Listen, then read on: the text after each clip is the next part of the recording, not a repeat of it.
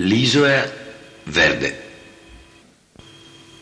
Un'isoletta piccola, de tutto comunisti, sulla Laguna Nord, de fassa lo speal, ma così verde e tranquilla che te fa sognar. Con tutti gli abitanti che ha mai una barufa, mai una cagnara sa verificà. E sì, che sei boni, i cativi, i forti, forse sarà perché siete tutti morti.